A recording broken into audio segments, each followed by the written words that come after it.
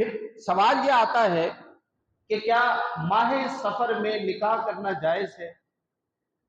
تو یاد رکھیے یہ بھی بات کہ ماہ محرم الحرام میں نکاح کی کوئی قید نہیں ہے۔ کسی بھی مہینے میں نکاح کے حوالے سے کوئی قید نہیں ہے۔ نکاح یہ ایسا عمل ہے، نہ اس کے لیے دن کی قید ہے، نہ رات کی قید ہے، نہ کسی مہینے کی قید ہے، نہ کسی ساعت کی قید ہے۔ یہ تو ہندوؤں کا عقیدہ ہے، وہ پہلے بیٹھ کے وقت نکالتے ہیں تو وہ کیا لفظ لگاتے ہیں، وہ ایک اسپیشل سا لفظ استعمال کرتے ہیں نکاح سے پہلے،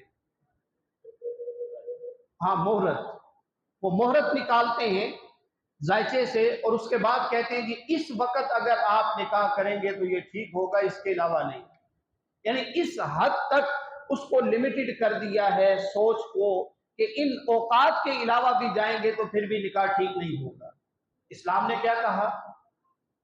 حق مہر دے سکتا ہو اور بیوی کا خرچہ اٹھا سکتا ہو اور ان کو سہولیات دے سکتا ہو، 4 گواہوں کی موجودگی میں اعلان کر دے نکاح ہو جائے گا۔ اسلام نے ان ساری چیزوں میں سے نکال دیا ہے کہ ان توہمات کے اندر نہ پڑا جائے۔